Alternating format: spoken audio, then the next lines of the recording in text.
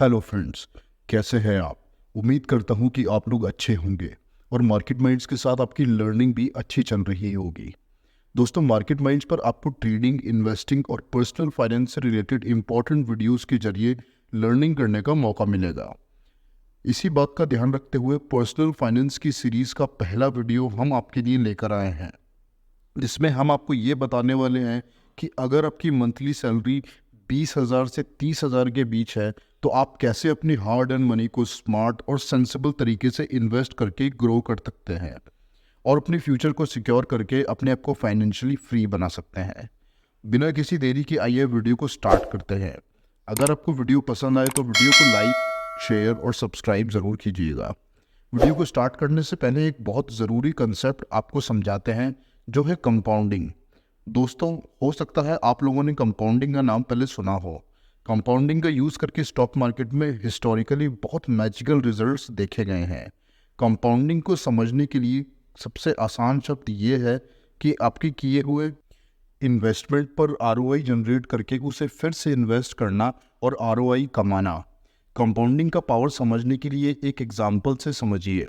अगर आपके पास दो ऑप्शन हो, ऑप्शन ए कि आपको वन शॉट 1 करोड़ रुपए मिले और ऑप्शन बी कि आपको 1 महीने तक रोज़ कुछ पैसे मिलेंगे, जैसे पहले दिन 1 रुपया, फिर हर दिन उस अमाउंट को डबल किया जाएगा 1 महीने तक, तो आप कौन सा ऑप्शन सेलेक्ट करेंगे दोस्तों? ऑप्शन ए या ऑप्शन बी? दोस्तों, अगर आपने ऑप्शन ए सेलेक्ट किया है तो आपको बहुत भारी नुकसान होने वाला है, क्योंकि ऑप्शन बी में कंपाउंडिंग की असली पावर छुपी हुई है। तो जेंटलमैन, अगर आपने ऑप्शन बी सेलेक्ट किया होता तो पहले दिन आपको 1 रुपया मिलता, दूसरे दिन 2 रुपये मिलते, तीसरे दिन 4 रुपये मिलते और इसी तरह 10वें दिन आपके पास होते 512 रुपये, 15वें दिन 16,384 रुपये। अगर आपको ये लग रहा है कि कहाँ ऑप्शन ए में 1 करोड़ रुपए मिल रहे थे और कहाँ 16,000 की बात कर रहे हो, तो रुक जाइए, यहीं से कंपाउंडिंग का पावर आपको पता चल जाएगा। 20वें दिन आपके पास 5,24,288 रुपये होते, जो 25वें दिन बढ़कर पूरे 1,67,77,216 रुपये हो गए होते। तो आपने देखा कंपाउंडिंग के मैजिकल रिजल्ट को। आपके पास 25वें दिन ही 1 करोड़ से ज़्यादा अमाउंट हो गया होता। और क्या आप अंदाज़ा लगा सकते हैं कि 30वें दिन ये अमाउंट कितना हो गया होता? पूरे 53,68,70,912 रुपये। है ना अमेजिंग दोस्तों? यही कंपाउंडिंग है। और आप भी इस कॉन्सेप्ट को फॉलो करके अपनी वेल्थ को ग्रो कर सकते हैं और समय के साथ कंपाउंडिंग का फ़ायदा उठा सकते हैं। आज की वीडियो में हम अपनी इन्वेस्टिंग स्ट्रेटजी को यूज़ करके इसी चीज़ का फ़ायदा उठाने की कोशिश करेंगे। दोस्तों, इन्वेस्टिंग एक स्किल है, तो किसी भी चीज़ में इन्वेस्ट करने से पहले उसकी जानकारी ले लेना बहुत ज़रूरी है। आज हम टोटल 8 चीज़ों के बारे में डिस्कस करेंगे, जिनमें आप अपना हार्ड अर्न मनी इन्वेस्ट कर सकते हैं। उसी लिस्ट में पहले नंबर पर है इमरजेंसी फंड्स। दोस्तों, इन्वेस्ट करने का कोई सही टाइम नहीं होता, सिर्फ टाइम होता है। इसलिए सही समय का इंतज़ार मत कीजिए और अभी से इन्वेस्ट करना स्टार्ट कीजिए। इन्वेस्टिंग के प्रोसेस में सबसे पहले आपको एक इमरजेंसी फ़ंड तैयार करना है। इमरजेंसी फंड्स वो फंड्स होते हैं जिनकी आपको ज़रूरत पड़ेगी एज ए लिविंग एक्सपेंस। आपको करना यह है कि अपनी सैलरी का कुछ पार्ट इमरजेंसी फंड में मंथ ऑन मंथ बेसिस पर डालना है। आपके पास at a time 6 to 8 months का एवरेज फंड अवेलेबल होना चाहिए। इसके लिए आप नॉर्मल बैंक सेविंग अकाउंट का यूज़ कर सकते हैं। नंबर 2 पर है इंश्योरेंस। आपके डेली एक्सपेंसेस को कवर करने के बाद आपने आपके परिवार के फ्यूचर को सिक्योर करना है, जिसके लिए आप बेस्ट प्लान को सेलेक्ट कर सकते हैं और अपने परिवार को life and medical miss happenings के रिस्क को कवर कर सकते हैं। दोस्तों, बढ़ते हुए मेडिकल एक्सपेंसेस को देखते हुए इंश्योरेंस सिक्योरिटी में इन्वेस्ट करना भी एक स्मार्ट इन्वेस्टमेंट ही है। मार्केट माइंड्स आपको यही सलाह देता है कि इंश्योरेंस के थ्रू अपने आप को और परिवार को इंश्योर करें और स्ट्रेस फ्री रहें। नंबर 3 पर है retirement planning. Friends, financial freedom को as soon as possible achieve करने के लिए यह बहुत इंपॉर्टेंट स्टेप है। इसके लिए आप ईपीएफ यानी एम्प्लॉय प्रोविडेंट फंड का यूज़ कर सकते हैं, जो कि नॉर्मली आपके एम्प्लॉयर्स के थ्रू आपको प्रोवाइड किया जाता है, जिसमें आपकी सैलरी से कुछ पार्ट कटकर ईपीएफ फंड में कलेक्ट होता रहता है।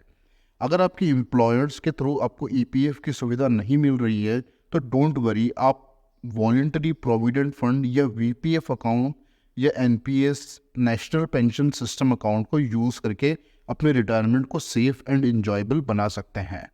लिस्ट में नंबर 4 पर है ईएमएफ या इक्विटी म्यूचुअल फंड्स। आप अपनी सैलरी का 30 to 40% part equity mutual funds में एसआईपी या सिस्टमैटिक इन्वेस्टमेंट प्लान के थ्रू मंथली बेसिस पर इन्वेस्ट कर सकते हैं।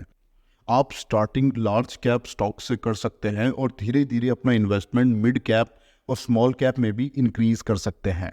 इसमें लार्ज कैप सबसे कम रिस्की माने जाते हैं और उसके बाद मिड कैप और फिर स्मॉल कैप सबसे ज़्यादा रिस्की।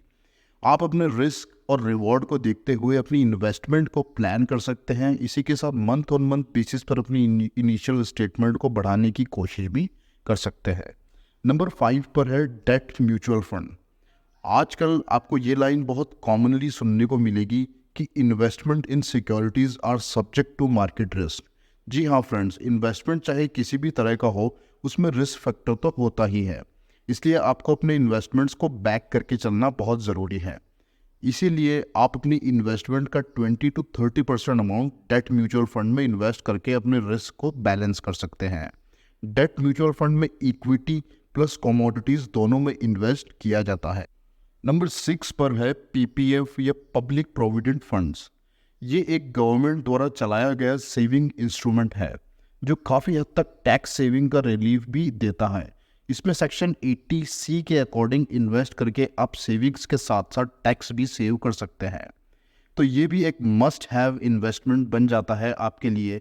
जैसे जैसे आपकी सैलरी इंक्रीज होगी, आप अपनी इन्वेस्टमेंट्स को भी ग्रेजुअली बढ़ा सकते हैं। नंबर 7 पर है tax saving investments. Tax savings के और भी ऑप्शंस प्रेजेंटली अवेलेबल है, जैसे इक्विटी लिंक्ड सेविंग स्कीम या ELSS। इस स्कीम के 2 मेजर बेनिफिट्स हैं। फर्स्ट है टैक्स डिडक्शन एंड सेकंड है हाई रिटर्न ऑन इन्वेस्टमेंट्स। इस म्यूचुअल फंड स्कीम का एक लॉक इन टाइम पीरियड होता है। इसमें आप हर महीने छोटे छोटे अमाउंट्स SIP के रूप में डाल सकते हैं। इसमें मिनिमम इन्वेस्टमेंट 100 रुपये जितनी लो भी हो सकती है। एक और पॉपुलर टैक्स सेविंग इन्वेस्टमेंट है NPS या नेशनल पेंशन सिस्टम। इसमें एम्प्लॉयमेंट के टेन्योर में इन्वेस्ट किया जाता है हर मंथ कुछ ना कुछ सेविंग्स के फॉर्म में। ये उन लोगों के लिए बेस्ट है जो प्राइवेट सेक्टर में जॉब करने के साथ साथ ये चाहते हैं कि जॉब के बाद एज अ पेंशन उन्हें कुछ ना कुछ अमाउंट हर महीने मिलता रहे। नंबर 8 पर है पीरियोडिक रिव्यू। अपने इन्वेस्टमेंट को रिव्यू करने के लिए और अपने पोर्टफोलियो को रीबैलेंस करने के लिए ये स्टेप बहुत इंपॉर्टेंट है। ये टाइम के साथ पोटेंशियल रिस्क को भी मैनेज करने में आपकी मदद करेगा। आप अपने रिस्क और रिवॉर्ड को देखते हुए क्वार्टरली, 6 मंथली या एनुअली अपने पोर्टफोलियो को रिव्यू कर सकते हैं और अगर ज़रूरत पड़े तो रीबैलेंस भी कर सकते हैं। तो ये वो 8 स्टेप्स है इन्वेस्टमेंट के लिए जो आप इनिशियली स्टार्ट कर सकते हैं और जैसे जैसे आपकी सैलरी इंक्रीज हो आप अपने इन्वेस्टेबल अमाउंट को भी इंक्रीज कर सकते हैं और समय के साथ अपने कैपिटल को ग्रो कर सकते हैं। अगर वीडियो से रिलेटेड आपकी कोई क्वेरी है तो आप डिस्क्रिप्शन बॉक्स में जाकर हमसे कांटेक्ट कर सकते हैं या कमेंट करके हमें बता सकते हैं। आज की वीडियो में बस इतना ही। मिलते हैं नेक्स्ट वीडियो में, तब तक के लिए जय भारत, जय हिंद।